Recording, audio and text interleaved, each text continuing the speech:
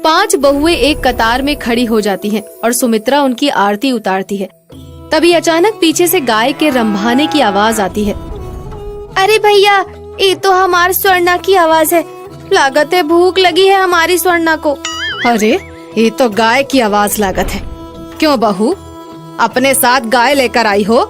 दोनों गरीब बहुएं करुणा और विद्या झुककर सुमित्रा के पैर छूती हैं और कहती हैं, माँ जी, हमारे गरीब पिताजी के पास स्वर्णा के सिवा कुछ भी नहीं था, इसीलिए उन्होंने स्वर्णा उपहार स्वरूप आपको दी है और कहा है कि रोज स्वर्णा का दूध आपको पिलाए। शहर में गांव से आई इन गरीब बहुओं की बात सुनकर सभी लोग जोर जोर से हंसने लगते हैं और सुमित्रा का मुंह गुस्से से लाल हो जाता है। ठीक है, रामू, ले जाकर गाय को आंगन में बांध दो। सुमित्रा सभी बहुओं का स्वागत करके उन्हें पूजा घर ले जाती है और सभी रस्मों रिवाजों के बाद उन्हें उनके कमरे में भेज देती है। अगली सुबह, मम्मी जी, मेरे कमरे का एसी बिल्कुल ठंडा नहीं कर रहा है। पिताजी ने जो कैश दिया है, आप तुरंत नया एसी मंगवा लीजिए। मम्मी जी, मेरे कमरे में स्विच क्यों नहीं है? आखिर मैं अपने फ्रूट जूस कहाँ रखूंगी? मम्मी जी, मेरे बाथरूम में शावर क्यों नहीं है? आप बाथरूम में तुरंत शावर लगवाइए। नई नई बहुओं को नाइटी पहनकर इस तरह घर में घूमता हुआ देखकर सुमित्रा अपना सर पकड़ लेती है। तभी उसे आवाज आती है, oh my God, this is so disgusting. ये पूरे आंगन में गाय का पॉटी कैसे लगा हुआ है?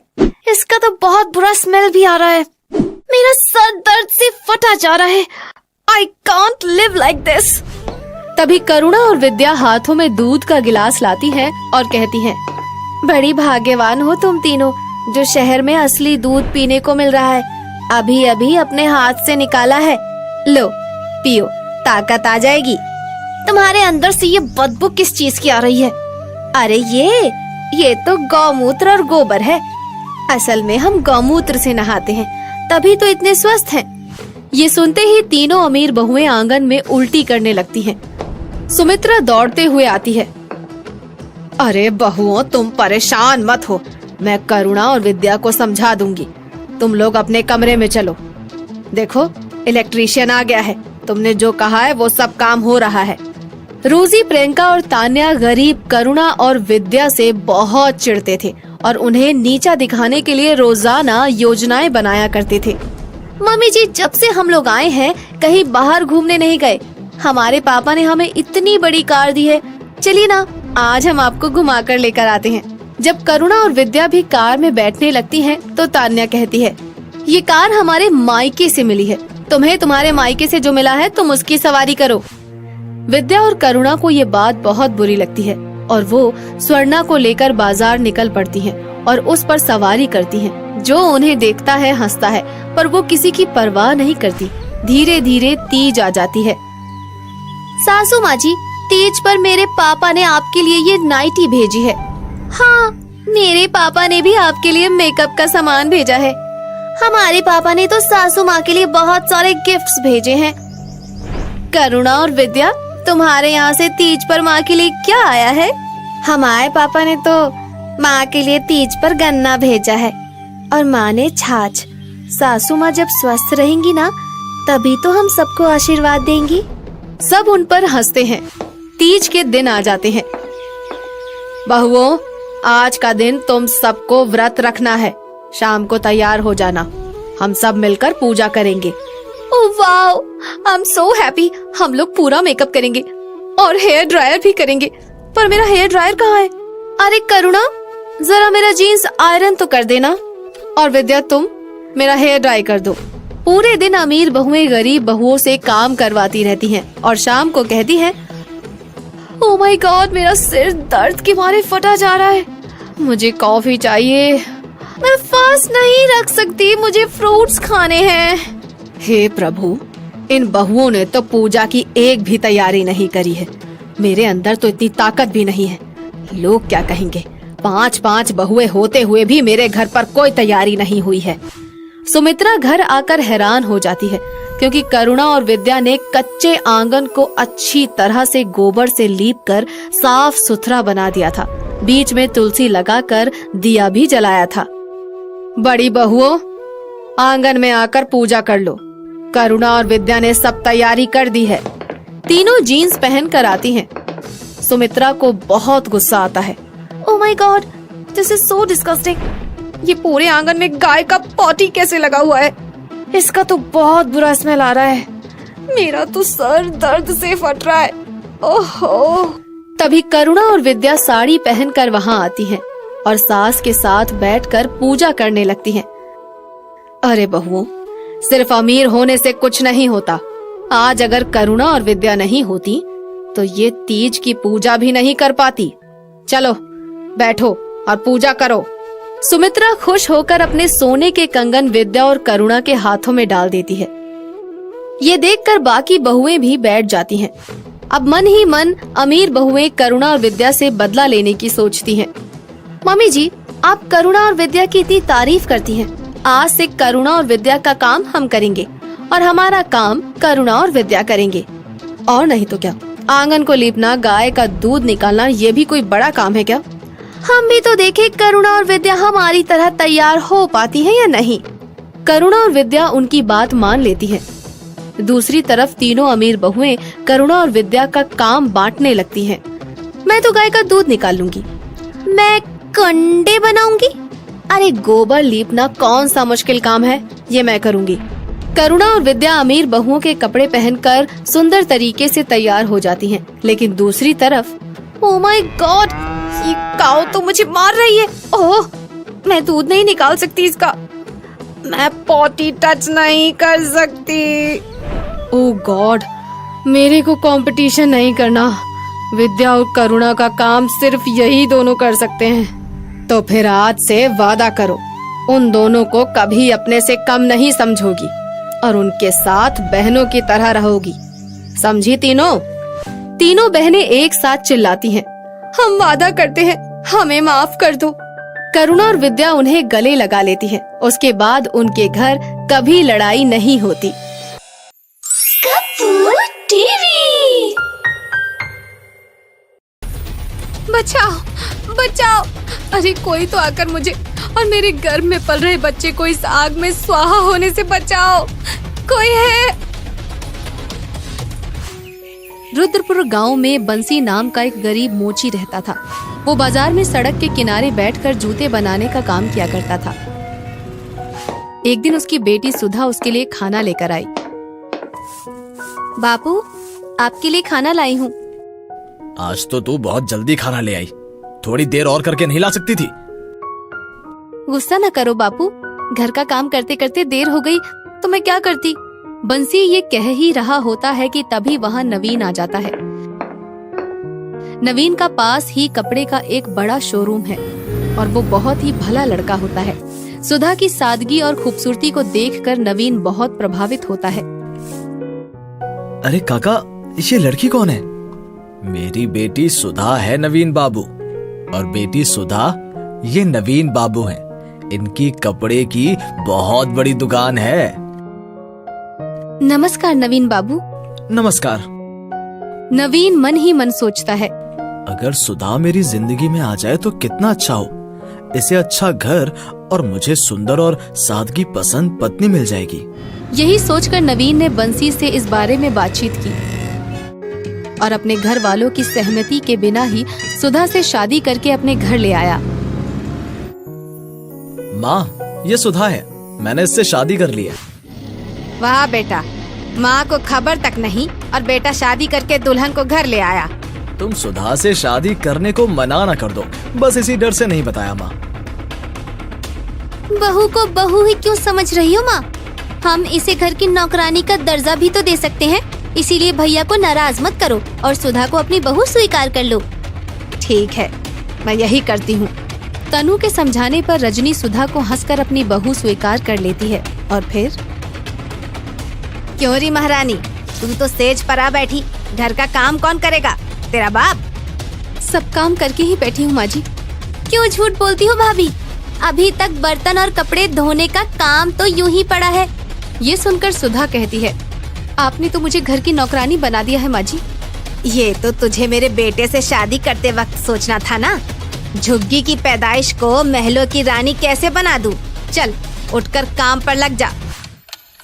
कुछ ही दिन बाद सुधा गर्भवती हो जाती है और नवीन ये खबर सुनकर फूला नहीं समाता। ये तो बहुत अच्छी खबर सुनाई तुमने सुधा। माँ और बहन को भी बताता हूँ, ये सुनकर वो भी गदगद हो जाएंगी। नहीं, आप उन्हें अभी कुछ मत बताना। कुछ दिन बाद मैं खुद ही उन्हें सरप्राइज दूंगी। लो माँ, गई भैंस पानी में, भाभी गर्भवती हो गई है। अब तो घर का सारा काम हमें ही करना पड़ेगा। तो चिंता मत कर, झोपड़पट्टी वाली काम वाली बाई ही बनेगी। मेरे पोते पोती जनने वाली बहू तो मैं कदापि नहीं बनने दूंगी इसे। सुधा के गर्भवती होने की खबर सुनते ही रजनी ने उसे और अधिक सताना शुरू कर दिया। एक दिन वो सुधा को मंदिर लेकर गई। आप मुझे यहाँ क्यों लेकर आई हैं माँ जी? वो शिवलिंग देख रही है ना? जा, इस तालाब से जल के पूरे 101 लोटे भरकर शिवलिंग को नहला। हमारे खानदान की हर बहू को ये रस्म पूरी करनी होती है और तू भी इसे पूरा करेगी, समझी? सुधा सास की बात को मोड़ने का साहस न कर सकी और उसने चुपचाप तालाब से लोटे में जल भरकर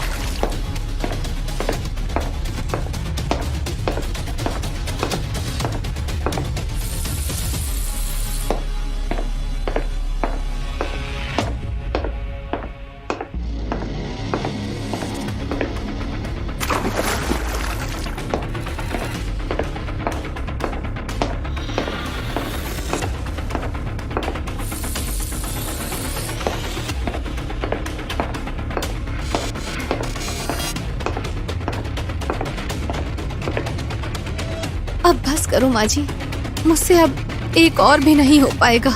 मैं गर्भवती हूँ। मुझे पता है तू गर्भवती है, इसीलिए तो तुझे यहाँ लाई हूँ।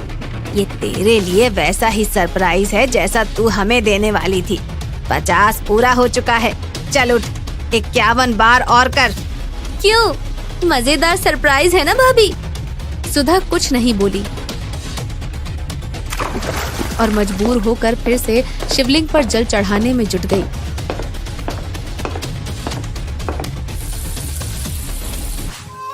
हे भोलेनाथ, मेरी और मेरे बच्चे की रक्षा करना। मेरी सास और ननद शायद मेरे बच्चे की सलामती नहीं चाहती है। देखना, आज के बाद ये सरप्राइज देने के काबिल ही नहीं रहेगी। मुझे ये बच्चे जनने वाली बहू नहीं बल्कि घर की नौकरानी बनाकर रखनी है, नौकरानी। तुमने कमाल की चाल चली है माँ। काम भी हो जाएगा और हम पर इल्जाम भी नहीं आएगा। समय बीतता जाता है और फिर नवीन को कुछ दिनों के लिए घर से बाहर जाना पड़ जाता है। आज देखती हूँ कि कैसे बचेगी। एक बार इस तेल वाले फर्श पर फिसली तो समझो गई काम से। और इससे भी काम न बना तो फिर अगला प्लान फुल एक्शन प्लान होगा। सुधा के गर्भ को बर्बाद करने का रजनी का ये प्लान भी फेल हो गया। वो तेल वाले फर्श पर फिसली जरूर, मगर सिर में थोड़ी चोट आने के सिवा उसका कुछ न बिगड़ा।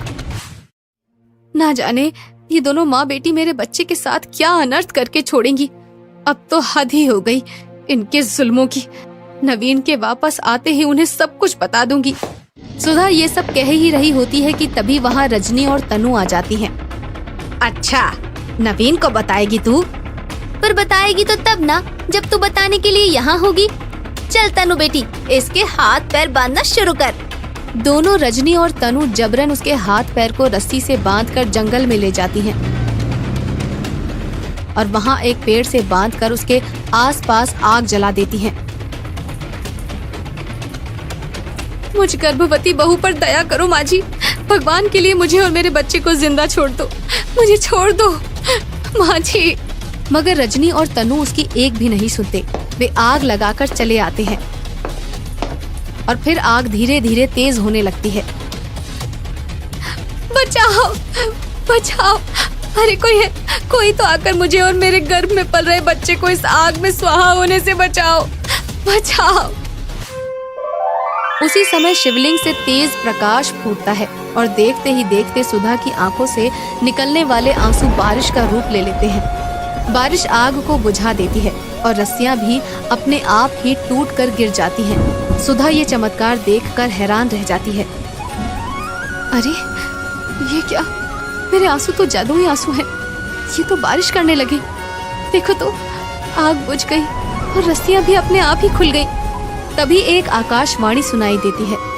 उस दिन तुमने शिवलिंग पर लगातार जो 101 बार जल चढ़ाया था, ये उसी का फल है सुधा। अब घर जाओ, तुम्हारे पति तुम्हारा इंतजार कर रहे हैं। ये सुनकर सुधा बहुत खुश हुई और भागते भागते घर आ पहुंची। घर पर सचमुच नवीन उसका इंतजार कर रहा था। आ गई महारानी, कहाँ गई थी? भैया, भाभी आपकी गैर हाजिरी में रोज ऐसे ही कहीं जाती हैं। धोखेबाज, कहाँ जाती है तू रोज रोज? आज तो बताना ही पड़ेगा। नवीन की ये बात सुनकर सुधा रोने लगी और उसके आंसू तूफानी बारिश में बदल गए। घर एकाएक बाढ़ का मैदान बन गया और रजनी व तनु बाढ़ के पानी में डूबने लगी। साथ ही उन्होंने सुधा पर जो जो जुल्म ढाए थे, नवीन को एक एक कर चलचित्र की तरह पानी पर नजर आने लगे। नवीन बेटा, हमें बचाओ बेटा, नवीन बेटा, हमें बचा लो भैया, हम इस बाढ़ में डूब रहे हैं, हमें बचा लो। तुम दोनों निर्दयी हो, इसलिए तुम्हारा डूब मरना ही सही है। बहू, तुम हमें माफ कर दो, हमें बचा लो बेटी।